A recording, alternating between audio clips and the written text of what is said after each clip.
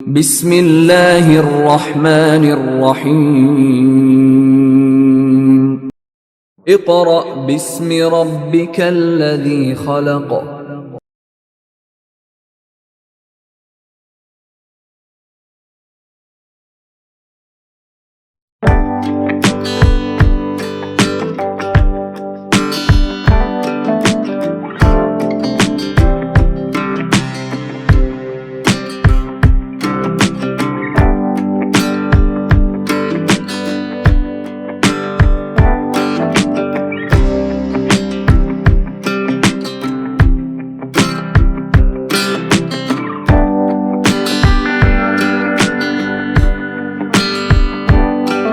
اعوذ باللہ من الشیطان الرجیم بسم اللہ الرحمن الرحیم۔ معزز سامعین، طلباء و طالبات، جیسا کہ باب نمبر 1 میں ہم ظہیر الدین بابر کے بارے میں پڑھ رہے تھے کہ ظہیر الدین بابر جو پہلا مغلیہ سلطنت کا سربراہ تھا، اس نے پانی پت کی لڑائی کیسے جیتی،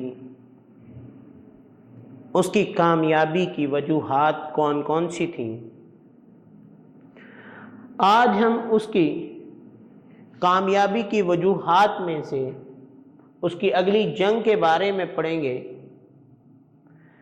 کہ اس کامیابی کی وجوہات کو دیکھتے ہوئے پانی پت کی لڑائی اس نے جیت کر اگلی جنگ کہاں لڑی اور کس سے لڑی۔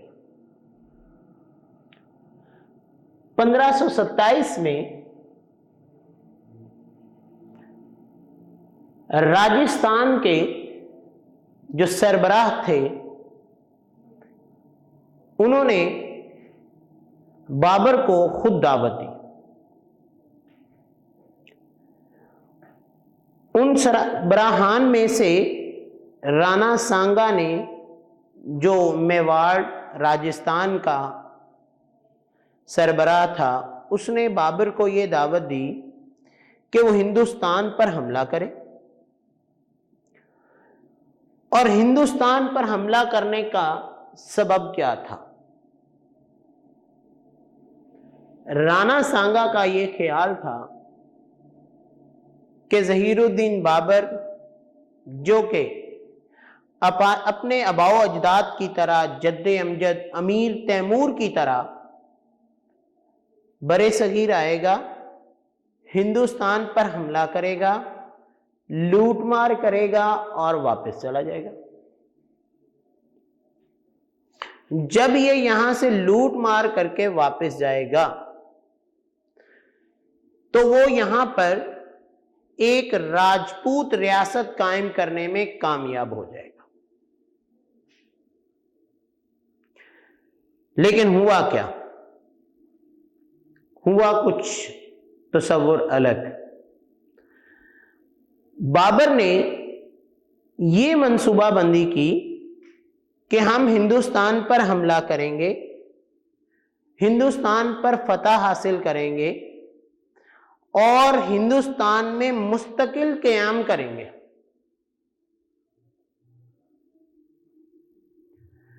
جب یہ بات رانا سانگا کو پتہ چلی تو اس کے مستقل قیام کے فیصلے نے رانا سانگا کے عزائم جو تھے ان کو توڑ دیا، ان کو ختم کر دیا۔ رانا سانگا کو جب اپنے عزائم ختم ہوتے ہوئے نظر آئے، ٹوٹتے ہوئے نظر آئے، تو اس نے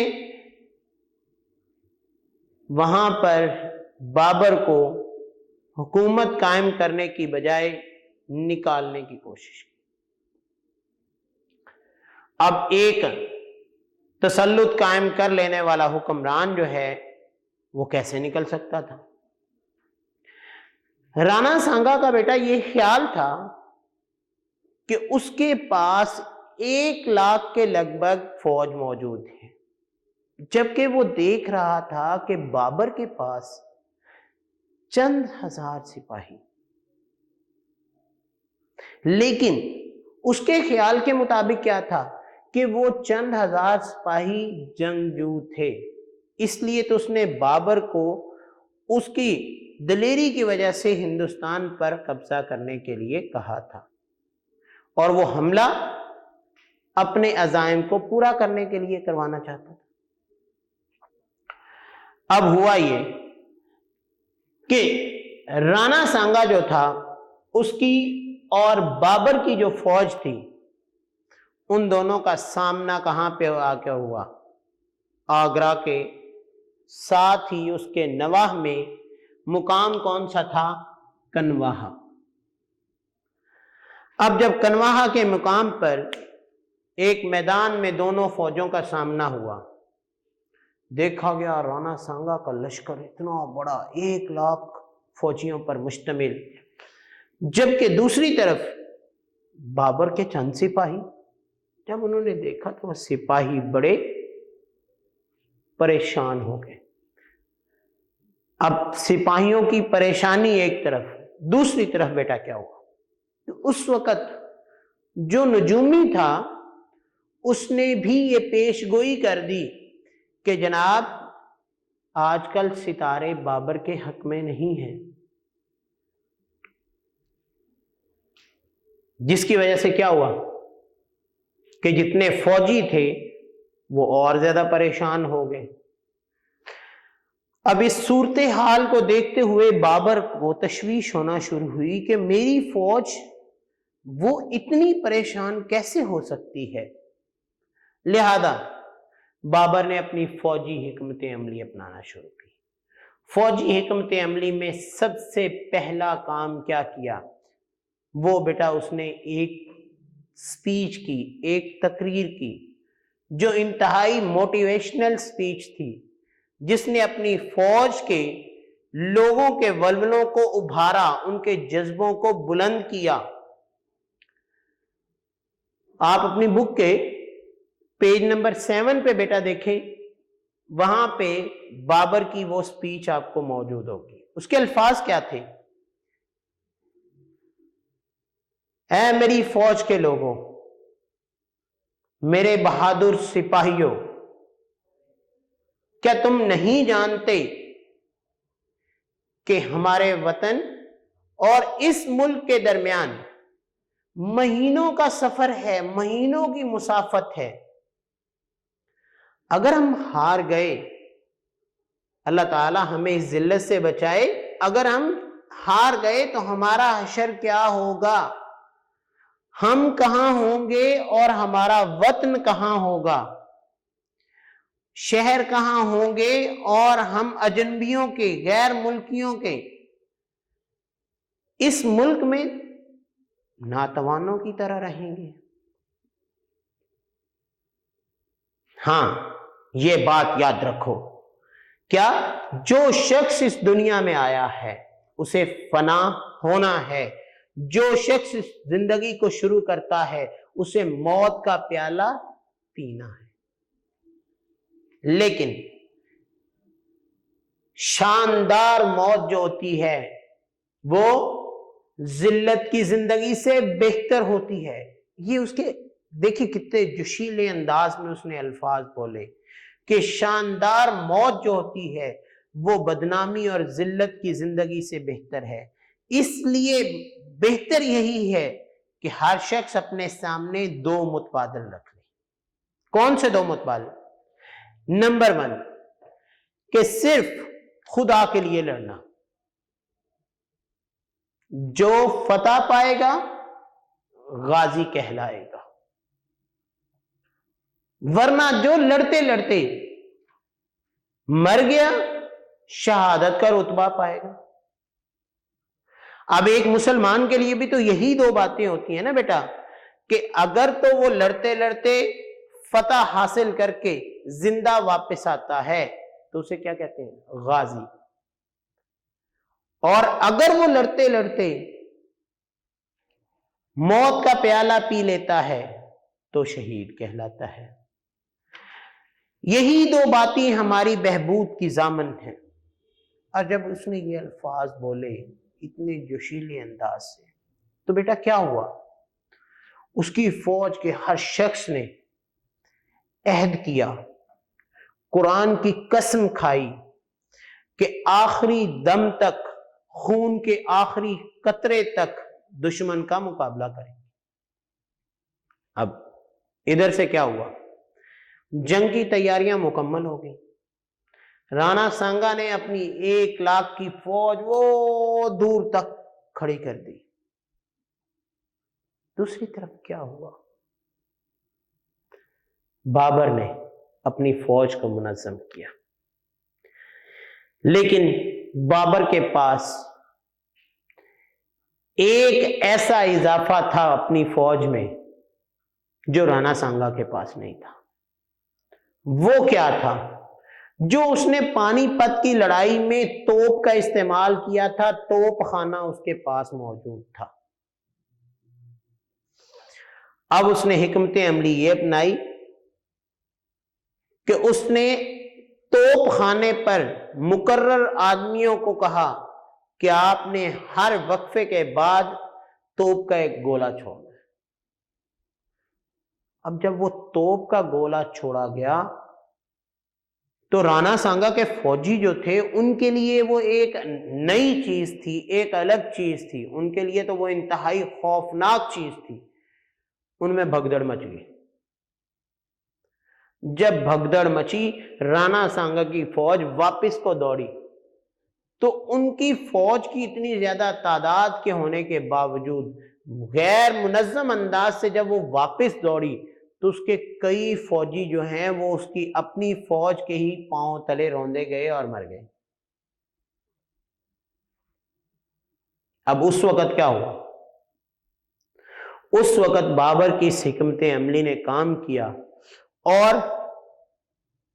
اس کے خلاف رانا سانگا نے بڑی کوششیں کی کہ کسی طرح جنگ کا پانسا جو ہے وہ اپنی طرف پلٹ لے، لیکن وہ ناکام رہا۔ آخر کار رانا سانگا کو میدان سے بھاگنا پڑا۔ جب اس نے بھاگنا چاہا تو بابر کے فوجیوں نے اسے پکڑ لیا اور بعد میں اس کو قتل کر لیا۔ تو اس طریقے سے ظہیر الدین بابر نے جنگ کنواہا جو ہے وہ 1527 میں رانا سانگا سے جیت لی۔ کس مقام پر؟ اوگرا کے قریب ہی کنواہا کے مقام پر اتنی بڑے فوج کے لشکر کو ہرا کر جب اس نے یہ جنگ جیتی تو اس کی فوج کے جو جذبے تھے، وہ ولولے تھے، وہ اور ابھرے۔ تو بیٹا یہ جتنے جنگجو ہوتے ہیں، ان جنگجوؤں کے تصورات کچھ اور ہوتے ہیں، ہمارے خیالات کچھ اور ہوتے ہیں۔ جب وہ ایک جنگ جیتتے ہیں تو وہ اگلی جنگ کے لیے تیاری کرنا شروع کر دیتے ہیں۔ تو دیکھیں بیٹا، ہم نے گزشتہ ورک فار ڈے 2 میں کیا پڑھا کہ 1 میں بھی ظہیر الدین بابر کی جنگی حکمت عملیاں پڑھی، ورک فار ڈے 2 میں بھی ہم نے پانی پت کی لڑائی کے بارے میں پڑھا، ورک فار ڈے 3 میں بھی ہم نے جنگ کنواہا کے بارے میں پڑھا۔ اسی طرح ورک فار ڈے 4 میں ہم اس کی ایک اور جنگ کے بارے میں پڑھیں گے۔ تب تک کے لیے آپ سے اجازت چاہتا ہوں۔ اللہ حافظ۔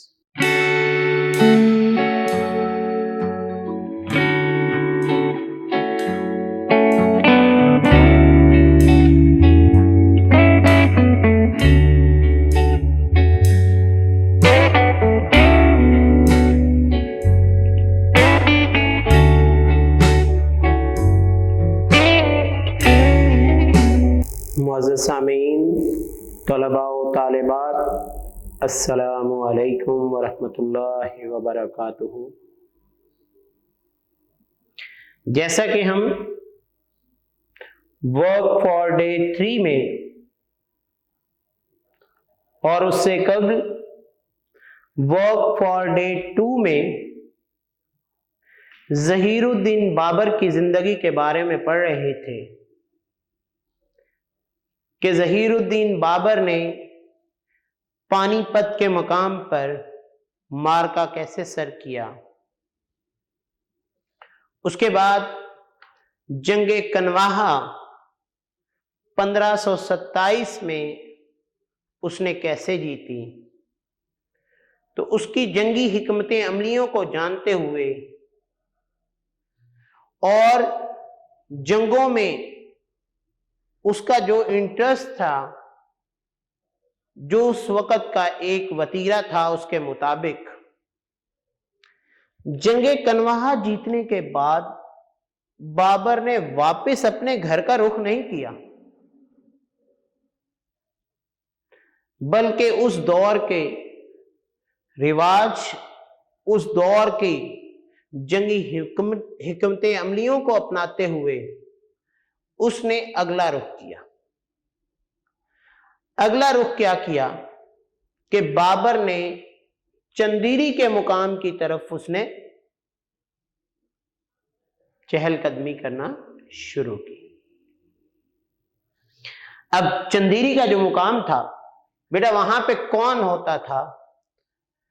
وہی جنگ کنواہا کا جو سپہ سالار تھا، جو بابر کے مخالف لڑا تھا، کیا نام تھا اس کا؟ رانا سانگا۔ اسی رانا سانگا کا ایک جرنیل جو تھا، وہ چندیری پر تسلط قائم کیے ہوئے تھا۔ اب سب سے پہلے تو ظہیر الدین بابر نے وہی کیا جو اس کو کرنا چاہیے تھا، کیونکہ اس نے اس جرنیل کے جو سربراہ تھے رانا سانگا، اس کے علاقوں کو فتح کر لیا تھا۔ لہذا بابر نے ایک خط لکھا اور وہ جرنیل کو بھیج دیا۔ اس میں کیا لکھا تھا کہ دیکھیں، جس طرح کنواہا یعنی راجستھان کا یہ علاقہ جو ہے، یہ ہم نے فتح کر لیا ہے، تو اس کا یہ ایک چھوٹا سا حصہ جو چندیری کا مقام ہے، اسے صلح صفائی سے ہی آپ ہمارے زیر تسلط دے دیں۔ لیکن اس جرنیل نے ایسا کرنے سے انکار کر دیا۔ اس کے لیے بابر نے بار بار کوشش کی۔ آخر کار جب ظہیر الدین بابر کو اپنی کوششیں ناکام ہوتی ہوئی دکھائی دیں، تو اس نے کیا کیا؟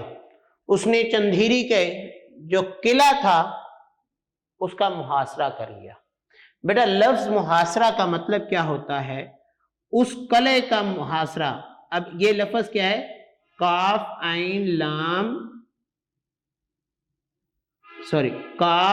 لام عین ہے، قلعہ۔ کاف کے اوپر زبر ہے، لام کے اوپر جزم ہے، ٹھیک ہے، اور عین کے اوپر زبر ہے۔ محاصرے کا مطلب ہوتا ہے گھیراؤ۔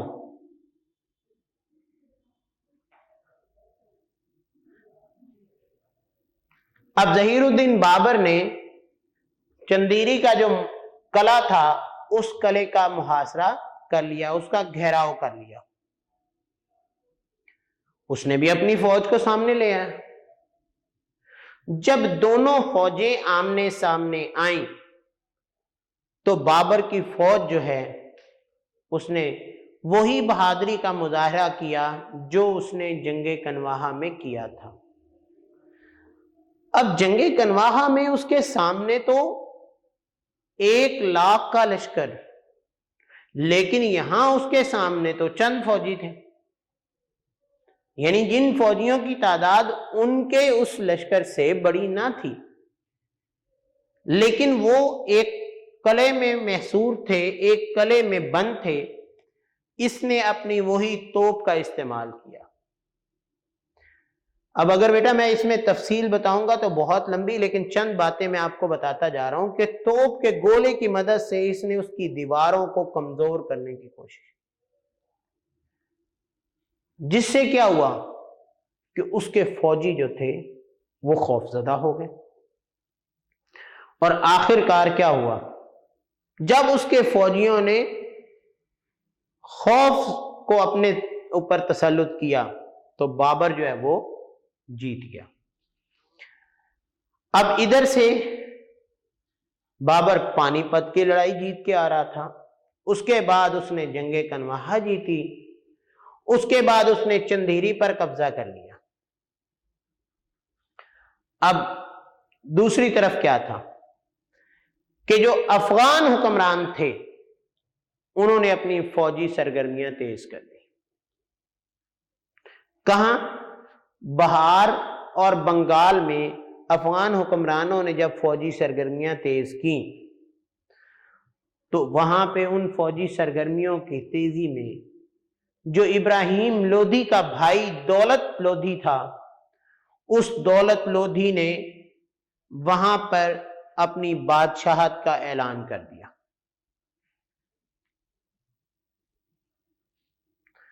جیسے ہی بابر نے آگے قدم بڑھانا شروع کیا تو اس کے سامنے کون کھڑا تھا؟ وہی ابراہیم لودھی اور اس کا بھائی جنہوں نے سب سے پہلے پانی پت کے مقام پر بابر کو حملہ کرنے کی دعوت دی تھی، اور ان کا خیال تب بھی یہی تھا کہ یہ پانی پت کا علاقہ فتح کرنے کے بعد لاہور جو ہے اس کی سربراہی ہمیں حکمرانی دے دیں گے۔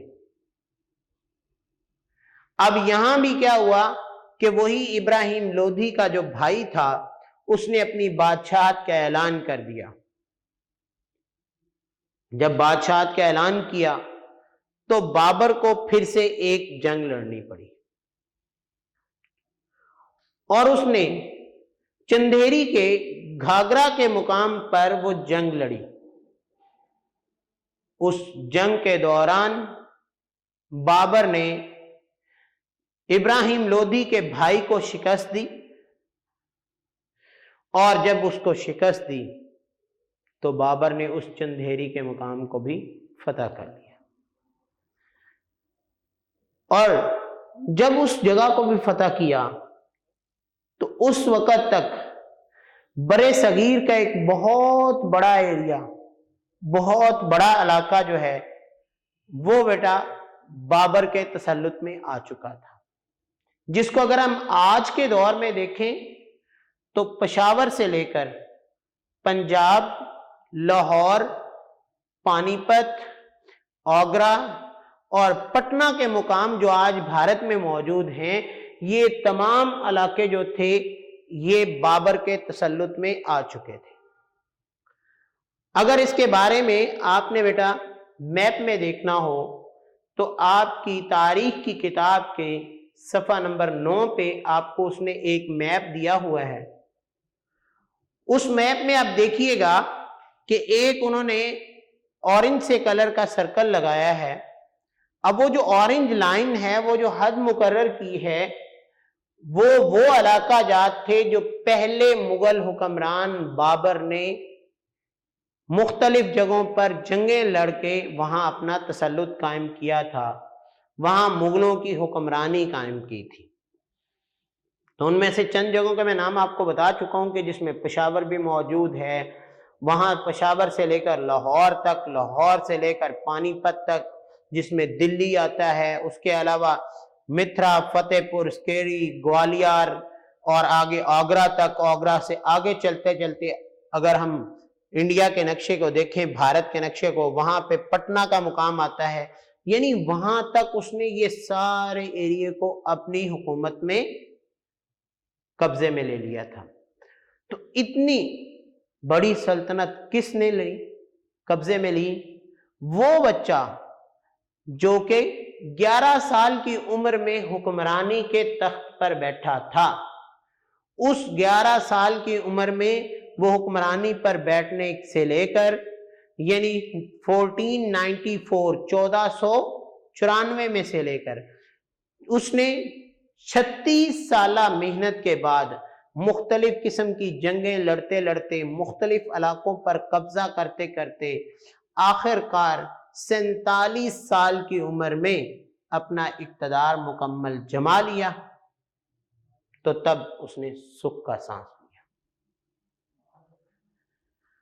اب اس کو سکون ملا ہی تھا کہ اس کی ایک بڑی مضبوط قسم کی مغلیہ سلطنت قائم ہو چکی ہے۔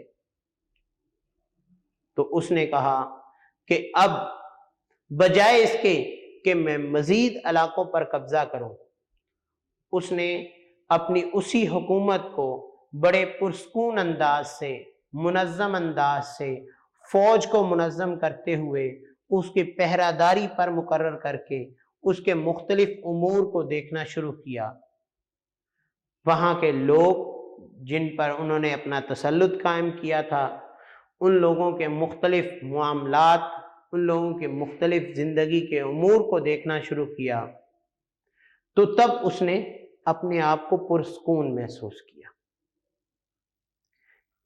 اب اس نے یہ سوچ رکھا تھا کہ بجائے اس کے کہ وہ مزید جنگیں کرے، مزید علاقوں پر فتح حاصل کرے، وہاں پر تسلط قائم کرے، اس سے بہتر یہی ہے کہ جو علاقہ اس نے فتح کر لیا ہے، یہاں کے لوگوں کے لیے وہ کیا کرے؟ وہ فلاح و بہبود کا کام کرے، ان کی ترقی کے لیے، ان کی بہتر زندگی کے لیے کام کرے۔ جن کاموں میں اس نے اپنے آپ کو پرسکون محسوس کیا، لیکن ہوا وہی تھا جو اللہ کو منظور، ہوا وہی تھا جو اس نے اعلان کیا تھا کہ جو زندگی شروع کرتا ہے اسے آخر موت کا پیالہ پینا پڑتا ہے۔ اس نے اتنی شاندار زندگی گزارنے کے بعد 1530 میں 47 سال کی عمر میں موت کا پیالہ پیا اور اپنے خالق حقیقی کو جا ملا۔ تو اس طریقے سے بیٹا آج تک پہلے 4 ڈیز میں ہم نے پہلے مغل حکمران ظہیر الدین بابر کی زندگی کے بارے میں، اس کے ابتدائی ایام سے لے کر اس کے حکمران بننے تک اور حکمرانی کے تخت و تاج کو سنبھالنے سے لے کر اس کی مختلف جنگوں کے بارے میں پڑھا، جن جنگوں میں اس نے بہادری کا مظاہرہ کیا، کم فوج ہونے کے باوجود اپنی فوج کو اتنا منظم کیا اور اپنی فوج میں ایسی جنگی حکمت عملیاں اپنائیں کہ وہ بڑے بڑے لشکروں سے بھی ٹکرایا اور فتح حاصل کی۔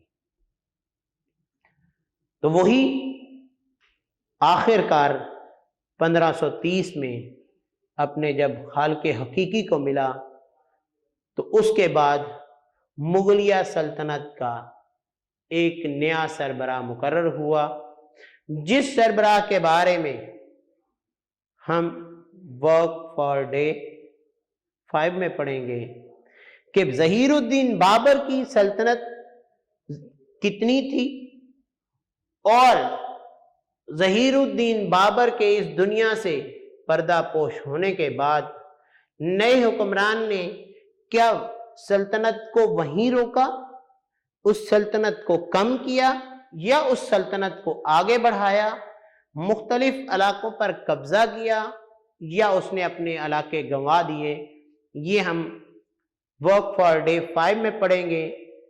آج تک کے لیے ظہیر الدین بابر کے آخری دن 1530 میں اس کے موت کے دن تک آج ہمیں اجازت دیجیے۔ انشاءاللہ ملاقات ہوگی ورک فار ڈے 5 میں، کس کے ساتھ؟ نئے مغل حکمران، اس کا نام میں آپ کو بتاتا چلوں بیٹا، اگر آپ نے نیٹ سے سرچ کرنا ہو تو آپ جان سکتے ہیں، دوسرا مغل حکمران نصیر الدین محمد ہمایوں۔ تو انشاءاللہ اس کے بارے میں اگلے لیکچر میں پڑھیں گے۔ آج کے لیے اجازت، اللہ حافظ۔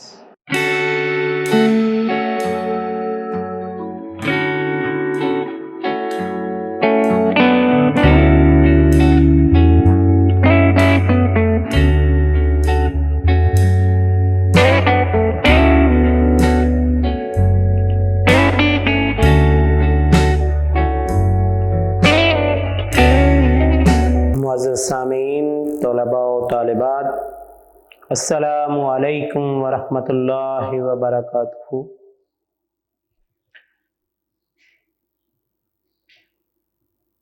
جیسا کہ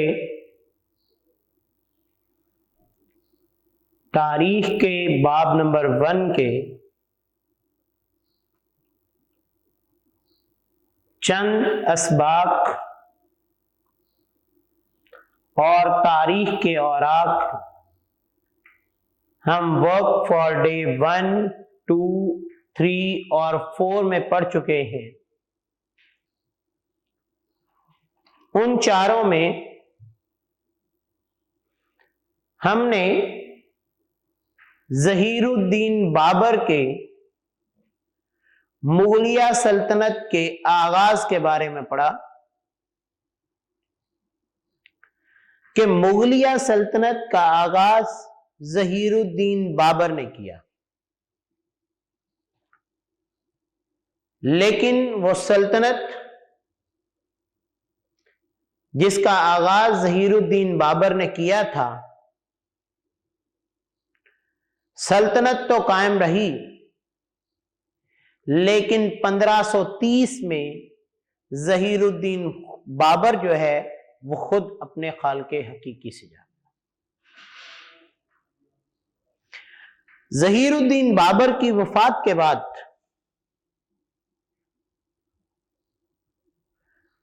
اس کا بیٹا نصیر الدین محمد ہمایوں جو ہے وہ تخت نشین ہوا. لیکن اس کی تخت نشینی کے 2 ادوار، ایک جو 1530 سے شروع ہوا تھا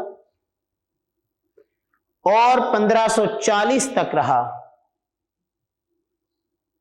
یہ 10 سالہ دورانیہ تھا. اس کے بعد ہمایوں کو ہندوستان سے جلا وطن کر دیا گیا اور تقریباً 14 سال کی جلا وطنی کے بعد 1554 میں ہمایوں نے دوبارہ اپنی ہندوستان میں حکومت قائم کی اور اپنی چھنی ہوئی جو سلطنت تھی اس کو دوبارہ حاصل کیا. یہ تھا اس کا حکمرانی کا دور. ہم تھوڑا سا ہمایوں کی پرسنل لائف کے بارے میں، اس کی زندگی کے بارے میں پڑھتے ہیں کہ نصیر الدین محمد ہمایوں جو تھا وہ 1508 میں پیدا ہوا تھا.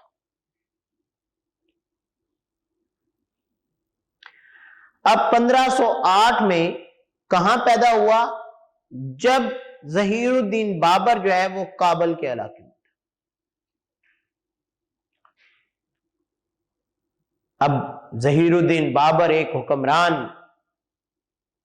اس کا بیٹا، اس نے اس پر وہی خاص توجہ رکھی جو اس کی فکر تھی، جو وہ کرنا چاہتا تھا، جو وہ تربیت دینا چاہتا تھا. اسی لیے ہمایوں نے بہت جلد ہی ترکی، عربی اور فارسی زبان کے جتنے علوم تھے اس وقت کے، ان پر دسترس حاصل کر لی، ان پر عبور حاصل کر لیا. وہ تمام علوم کے بارے میں وہ بہت کچھ جاننے لگا. ان علوم کو اس نے مکمل طور پر سیکھ لیا تھا. اس کے بعد اب یہ اس کے بنیادی علوم تھے. کون کون سے؟ ترکی، عربی اور فارسی زبان کے علوم. اس کے بعد اس نے دوسرے علوم کا رخ کیا. اب دوسرے علوم جو تھے اس دور میں بہت کم لوگوں کی دلچسپی ہوتے تھے. وہ کون سے؟ جن علوم میں ریاضی تھی، علم نجوم تھا یعنی ستاروں کا علم تھا. یہ خاصے محنت طلب علوم تھے، لیکن ہمایوں نے ان علوم کی طرف بہت دلچسپی کے ساتھ توجہ دی. تیسرا کام جو اس وقت سب سے زیادہ اہم سمجھا جاتا تھا، وہ کیا تھا؟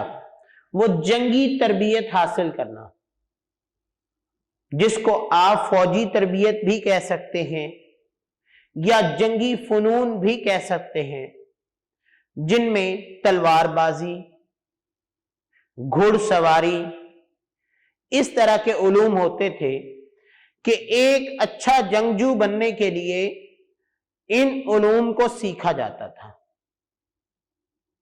لہذا یہ تمام علوم میں اس کی خاصی دلچسپی کی وجہ سے ابھی وہ 12 سال کا تھا کہ 1520 میں اس کے باپ نے اس کو مختلف مہمات کی طرف بھیجنا شروع کر دیا۔ اس کے ساتھ ساتھ اس دور میں ایک علاقہ جس کا نام بدخشاں تھا، بابر نے اس کو بدخشاں کا حاکم بھی مقرر کر دیا۔ اب جب وہ 12 سال کی عمر میں حکمرانی کے تخت پر بیٹھا اور اس نے تمام حکمرانی کے اصولوں کو سمجھتے ہوئے، تمام معاملات سلطنت کو سمجھتے ہوئے بڑی کامیابی کے ساتھ اس حکمرانی کو چلایا، تو اس میں اس کو بڑی داد ملی۔ اب اس کی وجہ کیا تھی؟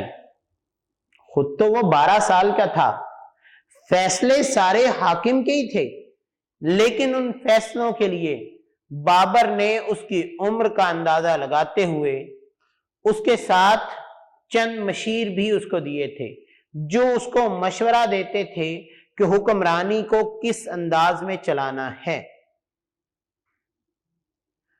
اب ان مشیروں کے ساتھ ایک طبقہ اور تھا، وہ کون سا تھا؟ کہ اس علاقے جو بدخشاں کا علاقہ تھا، وہاں کے کچھ معززین لوگ جو تھے وہ بھی حاکم وقت کے ساتھ تعاون کرنے میں آگے تھے۔ اب وقت کیا تھا کہ جب اس نے اپنی اس حکمرانی میں بڑا اچھا منظم نظام قائم کر رکھا تھا، تو باپ کی دلچسپی بڑھتی گئی۔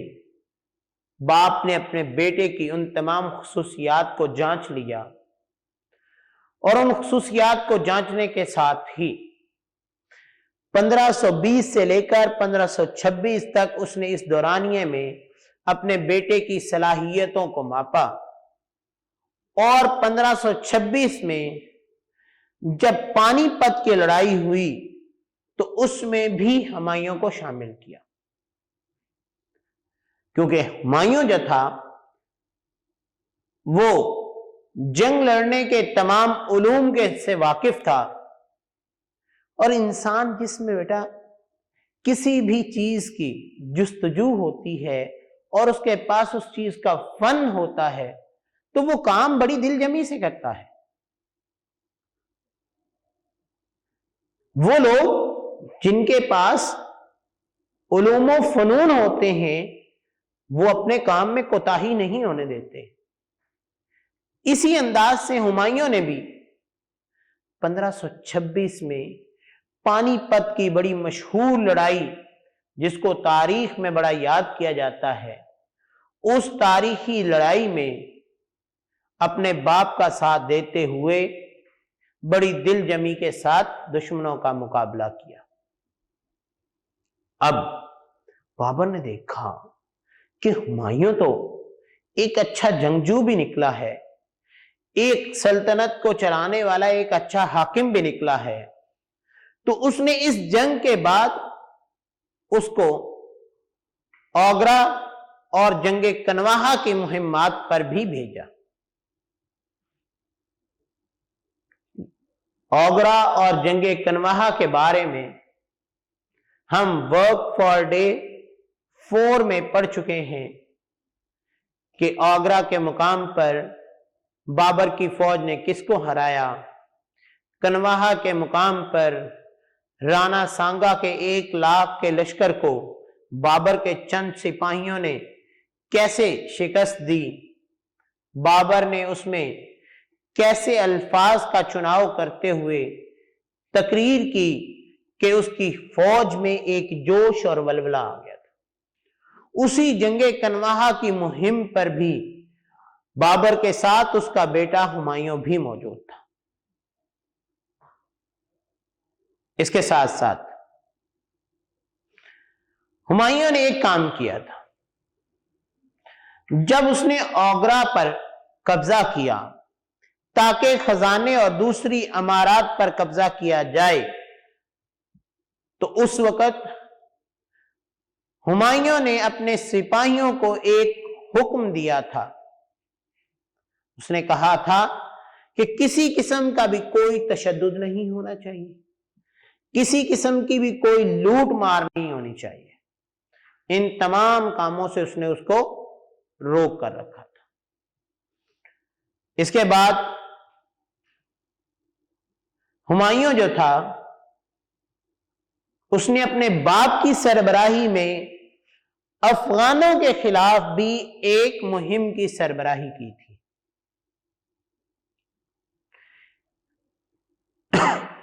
اس مہم میں جب وہ کامیابی سے مزید فتوحات کرنے کے بجائے لوٹنے کے بعد واپس بدخشاں چلا گیا۔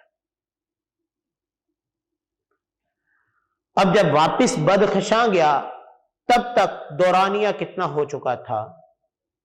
1520 میں اسے پہلی دفعہ بدخشاں کا حاکم بنایا گیا تھا، لیکن وہ تخت نشین نہیں تھا بلکہ ایک علاقے کا حکمران تھا۔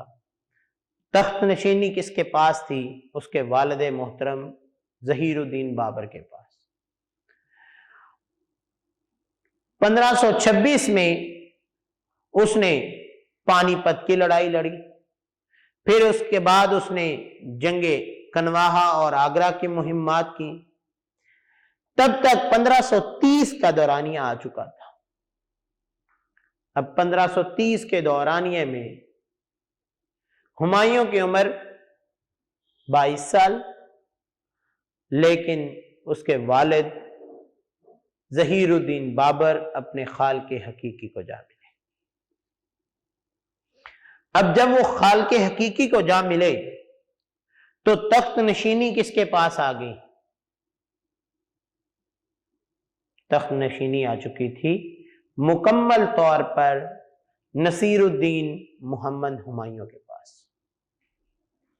اب 1530 میں وہ مکمل طور پر تخت نشین ہوا، لیکن نقصان کیا ہو چکا تھا کہ اس کا باپ ظہیر الدین بابر کئی مہمات میں جانے کی وجہ سے جو اس وقت کی سلطنت کا جتنا سرمایہ تھا وہ جنگوں میں خرچ کر چکا تھا۔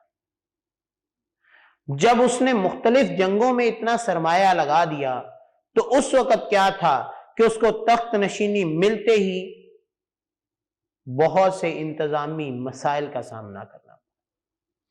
ان انتظامی مسائل میں سب سے پہلا مسئلہ کیا تھا؟ جو میں نے آپ کو بتایا کہ ظہیر الدین بابر جو ہے وہ کیونکہ باغیوں کے خلاف لڑتا رہا، مختلف سلطنت حکمرانیاں حاصل کرنے کے لیے، مختلف جگہوں پر قبضہ کرنے کے لیے وہ جنگیں لڑتا رہا، لہذا سرمایہ سارا اس نے خرچ کر دیا اور خزانہ خالی اس کو ملا۔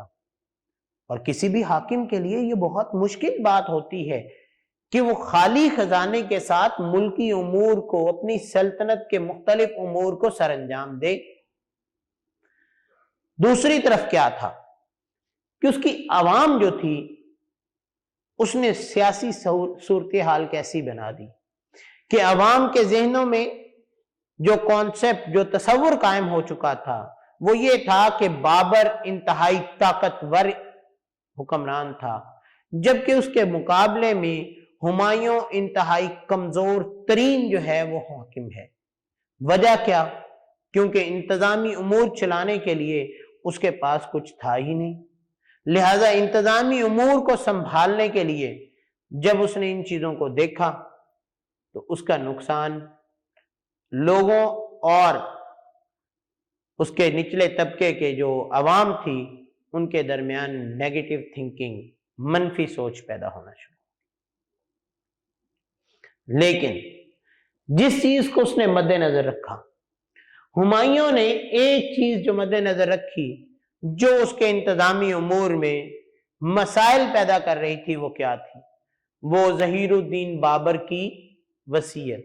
اس نے کیا وصیت کی تھی کہ تم 4 بھائی ہو، کون کون سے؟ ہمایوں، مرزا کامران، عسکری اور ہندال۔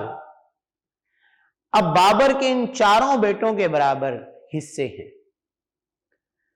ہوتا یہ تھا کہ کوئی بھی حاکم وقت اس وقت مرتا تھا تو اس کا بڑا بیٹا جو ہے وہ تخت نشین ہو جایا کرتا تھا، لیکن ہمایوں کے باپ نے ایک وصیت لکھ دی تھی کہ ہمایوں تمہیں حکمرانی کے تمام امور سکھا دیے گئے، لیکن یہ نہ ہو کہ تم تمام حکمرانی کے جو اصول و ضوابط کو جاننے کے بعد تمام حقوق اپنے پاس رکھ لو، بلکہ یہ تمام سلطنت جو ہے اس کو 4 حصوں میں تقسیم کر دینا۔ اس نے ایسے ہی کیا کہ جو مرزا کامران تھا اس کو کابل اور قندھار دے دیا،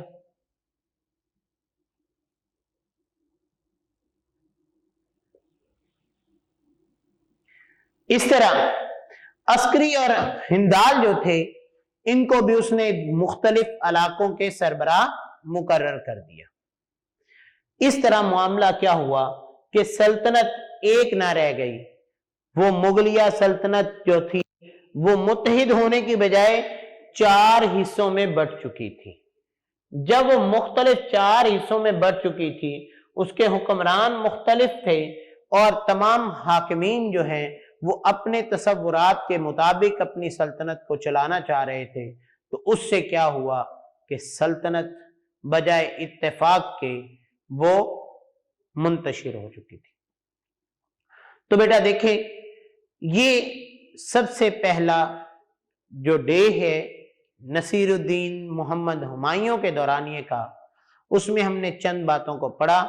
پہلی بات کیا تھی کہ ظہیر الدین بابر کی وفات کے بعد ہمایوں کو جو حکمرانی ملی اس میں عمر کیا تھی؟ شروع میں بابر کی موجودگی میں اسے درخشاں کے علاقے کا سربراہ بنایا گیا، تب اس کی عمر 12 سال تھی۔ 22 سال کی عمر میں والد کی وفات کے بعد وہ مکمل طور پر تخت نشین ہوا، لیکن اس وقت تک خزانہ خالی کیوں تھا؟ کیونکہ ظہیر الدین بابر جو ہے وہ ایک جنگجو تھا اور تمام وسائل جو ہیں وہ مختلف جنگوں میں خرچ کر چکا تھا، لہذا انتظامی امور کو حل کرنے کے لیے، ان کو نمٹانے کے لیے ہمایوں کے پاس کچھ نہیں تھا، جس سے لوگوں کے ذہنوں میں بابر کے لیے انتہائی مثبت سوچ اور ہمایوں کے لیے انتہائی منفی سوچ پیدا ہونا شروع ہوئی تھی۔ سیاسی صورتحال ابتر ہو گئی۔ اس نے پھر بھی کیا کیا کہ اس نے اپنے باپ کی اس نصیحت کو، اس وصیت کو مد نظر رکھتے ہوئے پوری سلطنت کے 4 حصے کیے اور اپنے بھائیوں کو ان کے حصے کی سلطنت بانٹ دی، جس سے سلطنت مضبوط نہ ہو سکی بلکہ کمزور ہو گئی۔ تو کل ہم جو ہے ورک فار ڈے 6 میں پڑھیں گے کہ لودھیوں اور افغانیوں سے اس نے مارکہ آرائی کیسے کی۔ تب تک کے لیے مجھے اجازت دیجیے، اللہ حافظ۔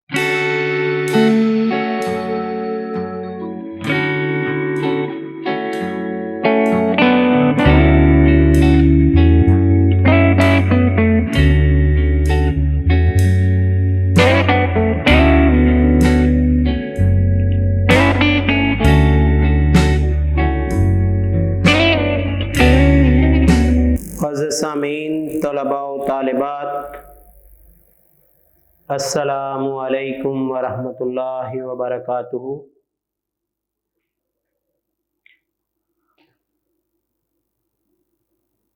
جیسا کہ ورک فار ڈے 5 میں ہم دوسرے مغل حکمران نصیر الدین محمد ہمایوں کے بارے میں تاریخ کے اوراق پر روشنی ڈال رہے تھے۔ آج ورک فار ڈے 6 میں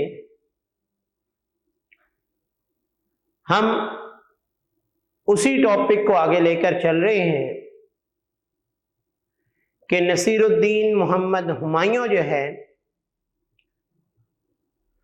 اس نے جب سلطنت سنبھالی تو اس وقت سلطنت کتنی مضبوط رہ گئی تھی اور اس نے سلطنت کے کتنے حصے کر دیے تھے، لیکن دوسری طرف سلطنت کے کون کون سے حصوں پر مختلف حکمرانوں نے تسلط قائم کیا تھا اور نصیر الدین نے کن خاندانوں کے خلاف مارکہ آرائی کی، آج ان میں سے ہم 2 کے بارے میں پڑھیں گے۔ ایک تھا لودھی خاندان اور دوسرے افغانی۔ کیونکہ لودھی خاندان وہ تھا جس خاندان سے بابر نے حکمرانی چھینی تھی۔ اسی ابراہیم لودھی کا جو بھائی تھا محمود لودھی، جو اودھ اور بہار میں اس وقت تک اپنی حکمرانی کے تمام عوامل کو سرگرم کر رہا تھا۔ اب محمود لودھی نے کیا کیا؟ اس نے ایک حملہ کیا اور جون پور کا جو علاقہ تھا جہاں مغل حکمرانوں کا ایک گورنر مقرر تھا، اس گورنر کو بھگایا اور وہاں پہ اپنا تسلط قائم کر لیا۔ اب جب ایک حکمران کو اپنے گورنر کے بارے میں یہ علم ہوا کہ میرے جون پور کے گورنر کو بھگا دیا گیا ہے، اس سے سلطنت کو چھین لیا گیا ہے، اس علاقے پر قبضہ کر لیا گیا ہے، تو یہ تو ڈیفینیٹ بات ہے کہ وہ اس کے لیے کوئی نہ کوئی کام کرے گا۔ لہذا بیٹا ہمایوں نے بھی یہی کیا۔ ہمایوں نے جون پور کی طرف بڑھنا شروع کیا۔ جون پور پہنچتے ہی اس نے ابراہیم لودھی کے بھائی محمود لودھی کو شکست دی، اور اب اس نے صرف جون پور پر حملہ نہ کیا بلکہ آگے وہ بہار کی طرف بھی بڑھا۔ وہ 2 علاقے جو اودھ اور بہار جہاں پر محمود لودھی کی حکمرانی تھی، اب جو بہار کی طرف بھگا دیا تو اس کی طرف اس نے بڑھنے کے لیے جون پور پر قبضہ مکمل کر لیا، اور آگے بڑھتے بڑھتے اس نے ایک علاقہ آتا ہے چنار، اس چنار کا محاصرہ کر لیا۔ اب چنار میں اس وقت تک جو ہے وہ شیر شاہ سوری کا قبضہ تھا، اس کی حکمرانی تھی۔ شیر شاہ سوری جو ہے وہاں بڑے اثر و رسوخ کے ساتھ زندگی گزار رہا تھا۔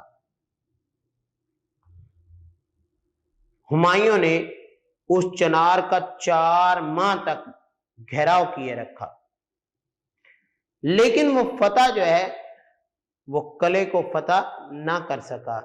شیر شاہ نے ہمایوں کو کیا کہا کہ بھئی آپ کیوں فتح حاصل کرنا چاہتے ہیں؟ ہم آپ کے ساتھ ہیں، اس نے اس کو اپنی اطاعت کا یقین دلایا کہ ہم آپ کے متحد رہنا چاہتے ہیں، آپ کے حکم کو ماننا چاہتے ہیں۔ اور اسی طرح اس نے اپنے بیٹے کے ساتھ 500 سپاہی جو ہیں وہ ہمایوں کے پاس بھیج دیے کہ ان 500 سپاہیوں کو آپ جنگوں کے لیے استعمال کر سکتے ہیں۔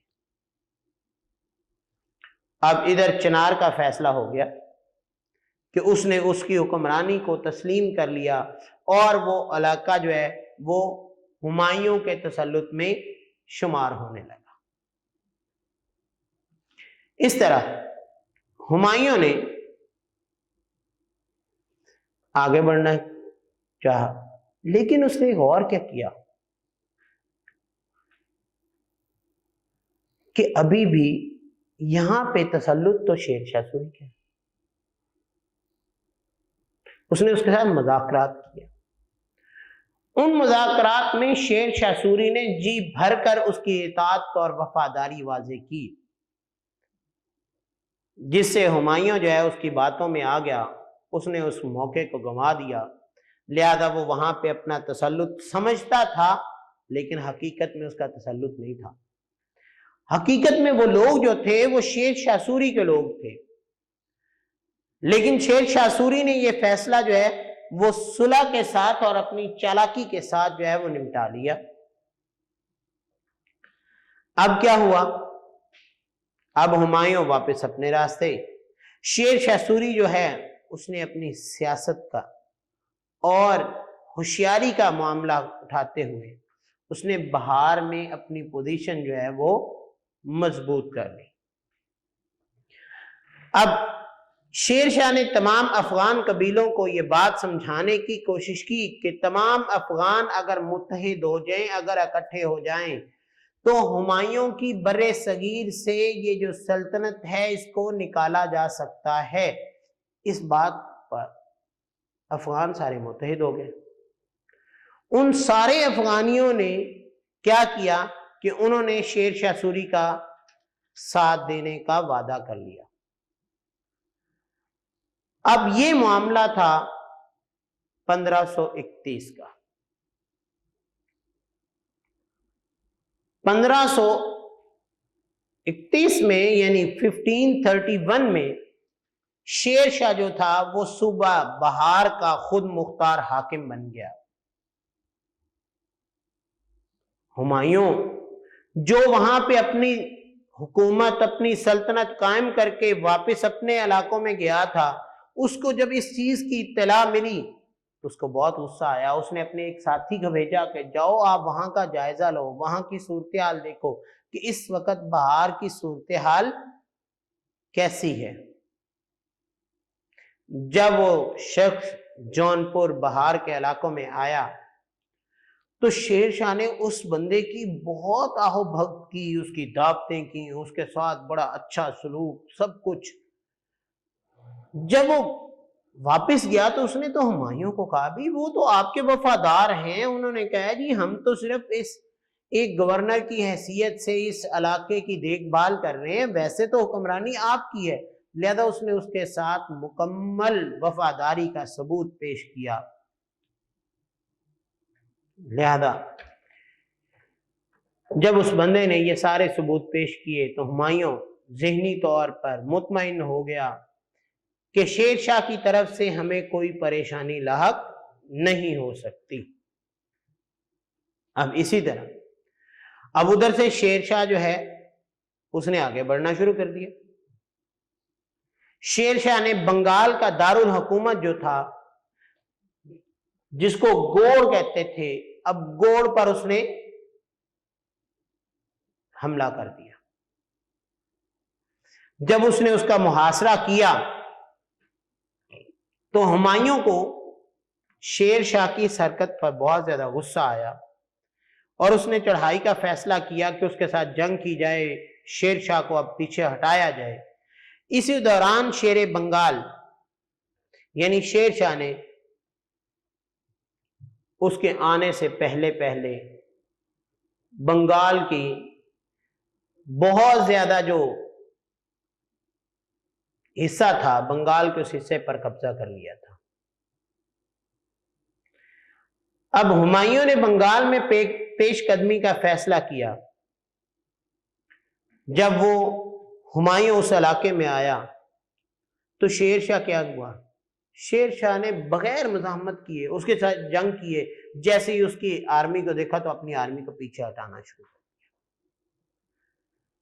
اب وہ جیسے جیسے پیچھے ہٹتا گیا، ہمایوں نے کہا اس کے ساتھ لڑنے کی ضرورت ہی نہیں. ہمایوں 1538 میں یعنی 1538 میں دوبارہ گوڑ میں داخل ہو گیا. اب گوڑ میں داخل ہو جانا، ہمایوں نے سمجھا ہماری بہت بڑی فتح ہے، لہذا اس نے جشن منانا شروع کر دیے. اب ان جشن میں، ان خوشیوں میں ہمایوں نے 8 ماہ گزار دیے. جبکہ دوسری طرف شیر شاہ کیا کرتا جا رہا تھا؟ شیر شاہ ان کو جشن منانے میں لگایا ہوا تھا اور خود اپنی ساکھ مضبوط کرنے میں لگا ہوا تھا. اب شیر شاہ نے جب اپنی ساکھ، اپنی پوزیشن مضبوط کر لی اور موقع پاتے ہی اس نے آگرہ سے جو اس وقت کی فوج کے لیے سپلائی آتی تھی اس کو منقطع کر دیا، کاٹ دیا، ان تک سپلائی کی منتقلی بند کر دی. ہمایوں کا اپنے دارالحکومت آگرہ سے رابطہ کیا ہو گیا؟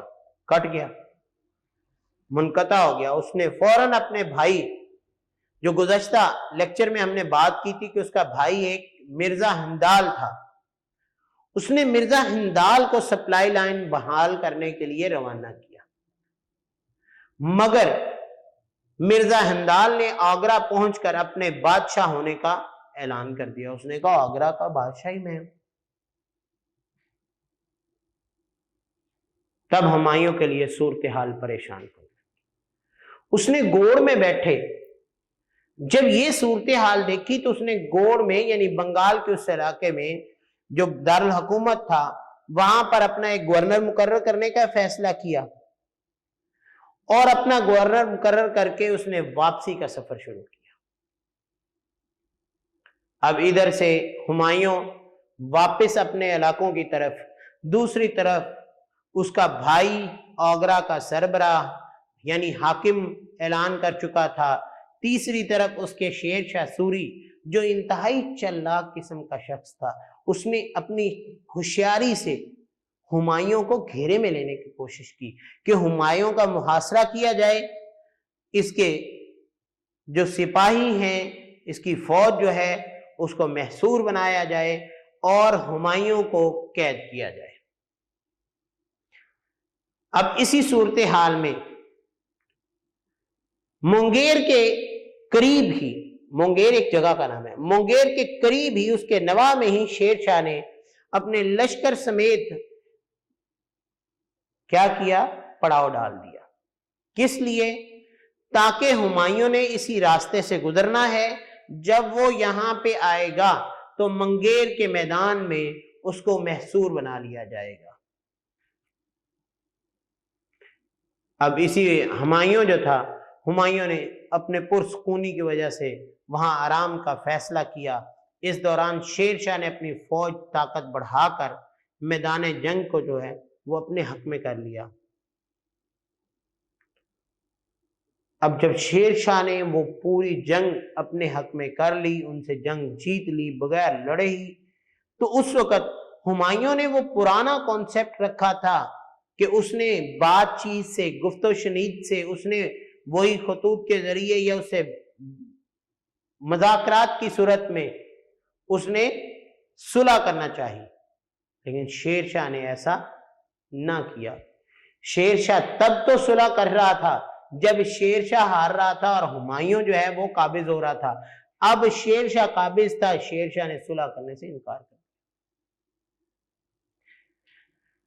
اب شیر شاہ نے 1539 میں تینوں طرف سے ہمایوں کے لشکر پر حملہ کر دیا.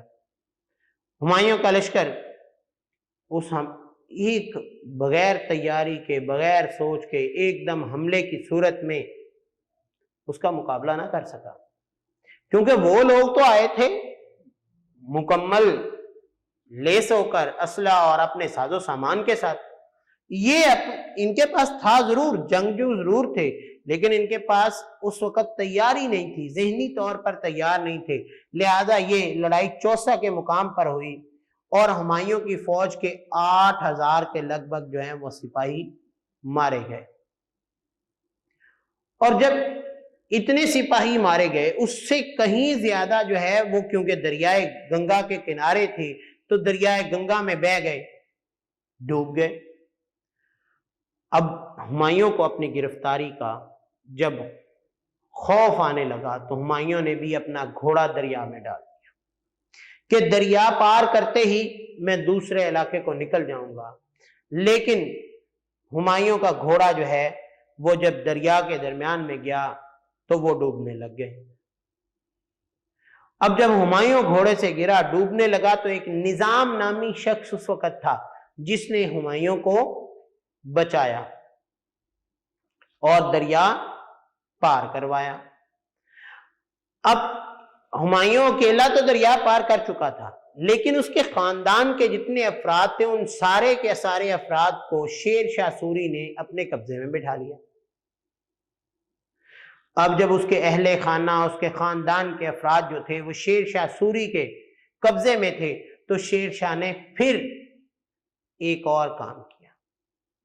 اس نے بجائے تسلط قائم کرنے کے، اس نے اس کے تمام گھر والوں کو انتہائی احترام کے ساتھ اور عزت کے ساتھ ہمایوں کے پاس بھجوا دیا.